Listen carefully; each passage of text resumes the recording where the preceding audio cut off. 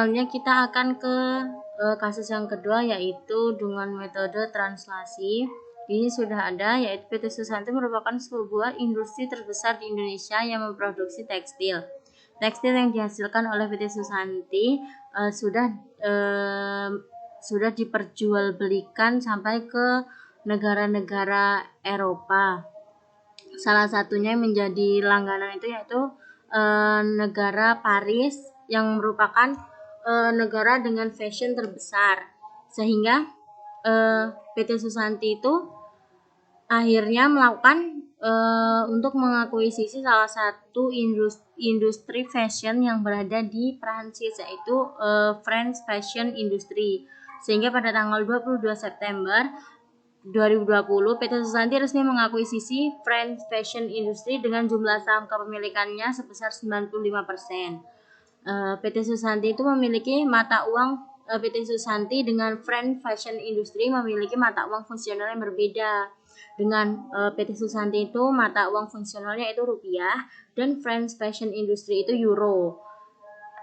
Dengan perbedaan mata uang tersebut pasti akan terjadi perbedaan penyajian dalam laporan keuangan. Kemudian mata uang yang digunakan, kemudian pada tanggal 16 November tahun 2021, French Fashion Industry membagikan dividen kepada pemegang sahamnya. Kemudian pada tanggal 31 Desember untuk kepentingan konsolidasi, PT Susanti itu membutuhkan laporan keuangan French Fashion Industry.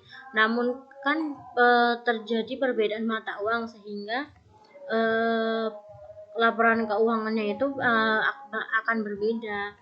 Kemudian di sini sudah ada data kurs dengan pada tanggal 22 September 2020 kursnya yaitu 800 dan kemudian tanggal 31 Desember 2020 845, kemudian 16 November 2021 930, dan pada 31 Desember 2021 sebesar di 938.000, dan 31 Desember untuk jenis kurs rata-ratanya itu 940. Kemudian di sini sudah ada neraca saldo sebelum translasi perusahaan French Fashion Industry.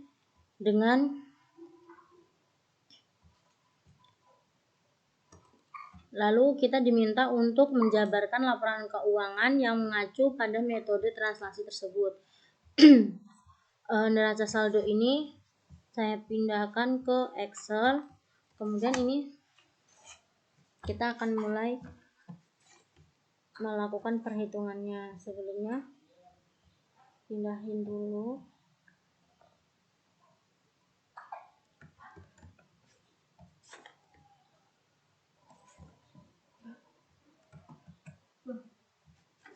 Nah, di sini kita pertama akan menentukan jenis kurs seperti itu.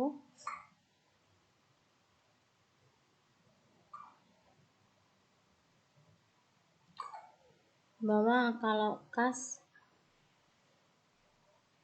itu langsung masuk ke moneter, langsung saja ya.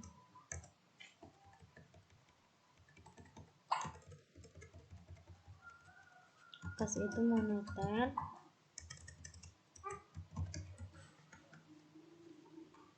kemudian piutang itu moneter, persediaan non,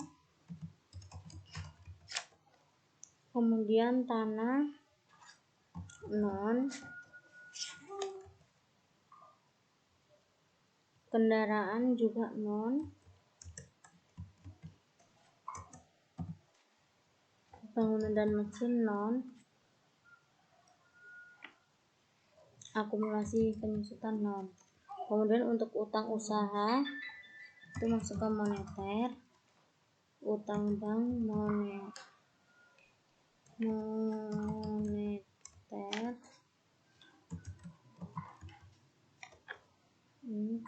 Kemudian saham biasa ke ekuitas, saldo laba juga ekuitas, pendapatan itu ke laba rugi, beban laba rugi juga, kemudian dividen itu masuk ke ekuitas.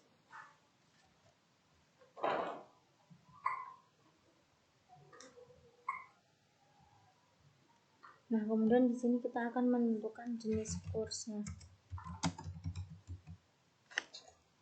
Jenis kurs yang sudah ada di sini.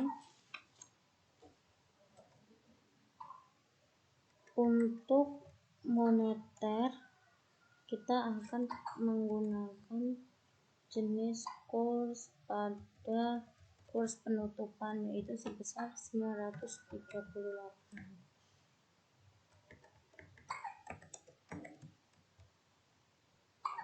Ini untuk moneter sama non moneter sama aja, jadi langsung aja kita sort.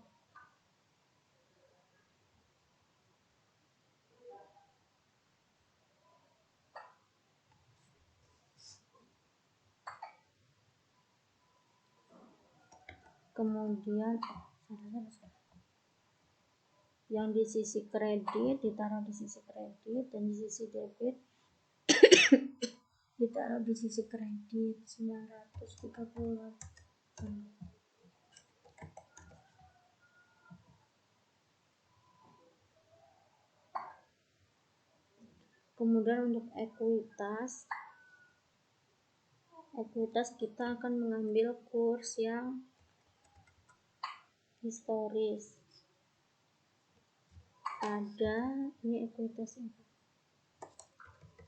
ekuitas pada saham biasa, berarti pada saat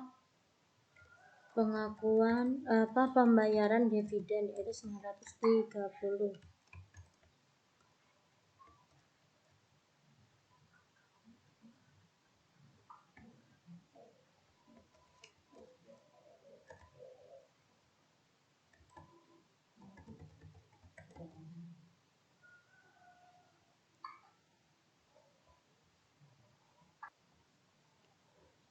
Kemudian untuk saham biasa ini masuk ke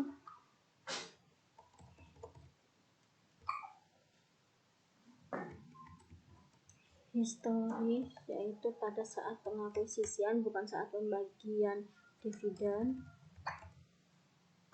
sebesar 800. Kemudian untuk saldo laba itu ekuitas, berarti pada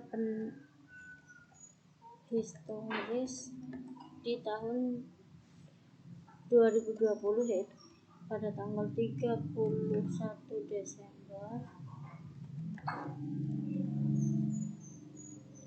Kemudian di sini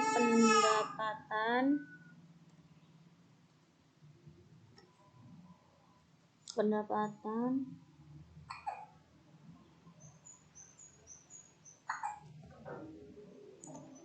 pakai kurs yang rata-rata,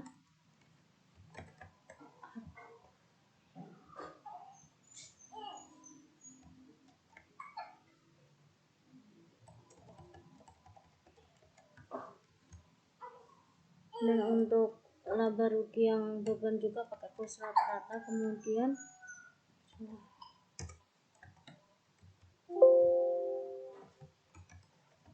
ini di debit. Kemudian untuk ekuitas pembagian dividen itu baru pakai yang pada saat dia membagikan dividen sebesar 930.000.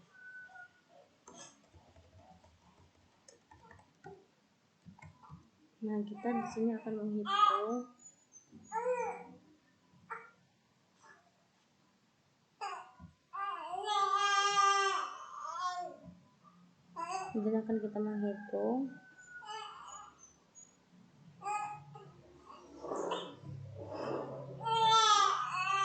di sini pada sisi debit untuk mata uang rupiah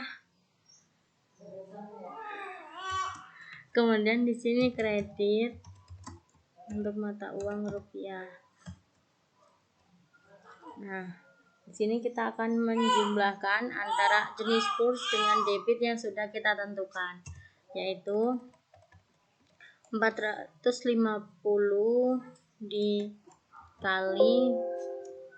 dikali dengan 938, yaitu dapat 422.100 ya. Kemudian sama juga ini seperti itu, dikali dengan ada saldo. Kemudian ini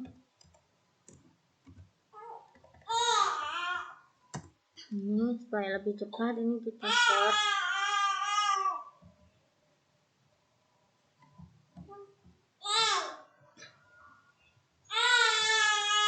Caranya sama aja seperti itu. Kemudian untuk yang ini juga 938 dikali dengan dapatnya 1.782.200. Kemudian ini kita sort juga supaya lebih cepat, mempersingkat waktu.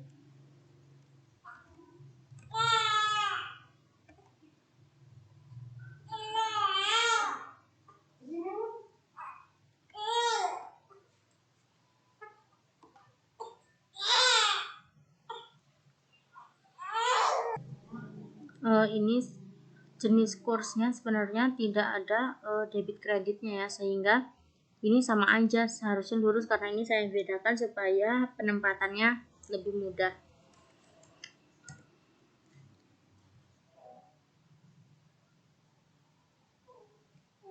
Berarti ini ke sisi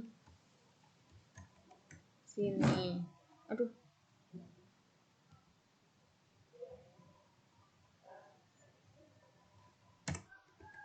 Kemudian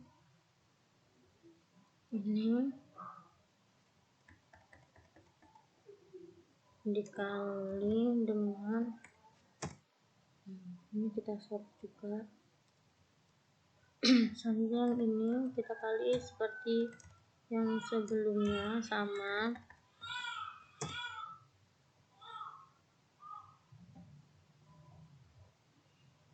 Nah, setelah itu kita akan menjumlah semuanya. Ini gunakan dulu di sisi kredit dan debit.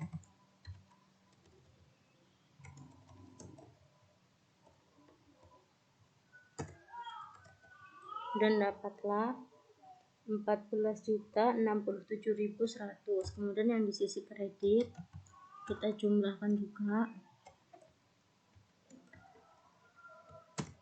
Nah, dapat sebesar 1.340.000. Nah, di sini terdapat perbedaan antara sisi kredit dan debit sebesar 627.300. Sehingga di sini akan terdapat kerugian sebesar 627.000 dari investasi yang dilakukan PT Susanti ke perusahaan di Prancis.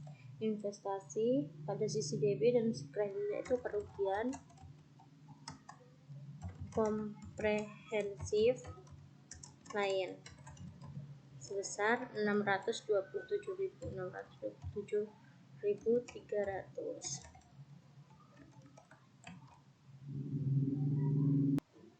Mengapa di sini kita sebut kerugian? Karena jika kita lihat akun sisi debit dan kredit itu mengalami perbedaan. Akun sisi debitnya itu lebih besar dari kredit, sehingga yang dialami oleh PT Susanti itu lebih kerugian lebih besar 627.300 dari sisi kredit, sehingga PT Susanti ini mengalami kerugian.